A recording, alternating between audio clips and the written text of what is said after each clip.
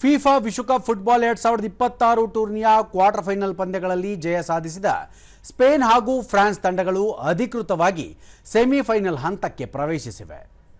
ಅಮೆರಿಕದ ಇಂಗ್ಲೆವುಡ್ನಲ್ಲಿರುವ Los Angeles ಕ್ರೀಡಾಂಗಣದಲ್ಲಿ ನಿನ್ನೆ ರಾತ್ರಿ ನಡೆದ ಎರಡನೇ ಕ್ವಾರ್ಟರ್ ಫೈನಲ್ ಪಂದ್ಯದಲ್ಲಿ ಸ್ಪೇನ್ ತಂಡ ಬೆಲ್ಜಿಯಂ ವಿರುದ್ಧ 2-1 ಗೋಲುಗಳ ಅಂತರದ ರೋಚಕ ಗೆಲುವು ದಾಖಲಿಸಿತು. ಪಂದ್ಯದ ಮೊದಲಾರ್ಧದಲ್ಲಿ ಉಭಯ ತಂಡಗಳು 1-1 ಅಂತರದ ಸಮಬಲ ಸಾಧಿಸಿದವು. 30ನೇ ನಿಮಿಷದಲ್ಲಿ ಮಿಡ್ಫೀಲ್ಡರ್ ಫೇಬಿಯನ್ ರೂಯಿಸ್ ಸ್ಪೇನ್ಗೆ ಮುನ್ನಡೆ ತಂದುಕೊಟ್ಟರೆ 40ನೇ ನಿಮಿಷದಲ್ಲಿ ಚಾರ್ಲ್ಸ್ ಡಿ ಕಟೇಲೆರ್ ಹೆಡರ್ ಮೂಲಕ ಬೆಲ್ಜಿಯಂಗೆ ಸಮಬಲ ಒದಗಿಸಿದರು. ಆದರೆ ಪಂದ್ಯದ 88ನೇ ನಿಮಿಷದಲ್ಲಿ ಬೆಲ್ಜಿಯಂ ಗೋಲ್ ಕೀಪರ್ ಸೆನ್ನೆ ಲ್ಯಾಮನ್ಸ್ ಮಾಡಿದ ತಪ್ಪಿನ ಲಾಭ ಪಡೆದ ಮೈಕಲ್ ಮೆರಿನೋ ಸ್ಪೇನ್ ಪರ ಗೆಲುವಿನ ಗೋಲು ಬಾರಿಸಿ ತಂಡವನ್ನು ಸೆಮಿಫೈನಲ್ಸ್ಗೆ ಕೊಂಡೊಯ್ದರು.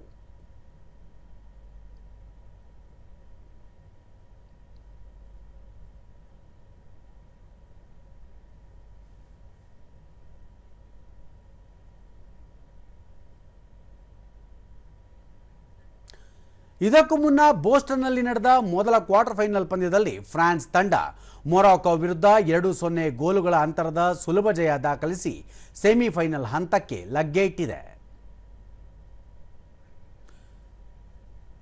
ಕ್ವಾರ್ಟರ್ ಫೈನಲ್ನ 3ನೇ ಪಂದ್ಯ ನಾಳೆ ಭಾರತೀಯ ಕಾಲಮಾನ ಬೆಳಗಿನ ಜಾವ 2:30ಕ್ಕೆ ಮಿಯಾಮಿ ಗಾರ್ಡನ್ಸ್ನಲ್ಲಿ ನಾರ್ವೆ ಹಾಗೂ ಇಂಗ್ಲೆಂಡ್ ತಂಡಗಳ ನಡುವೆ ನಡೆಯಲಿದೆ.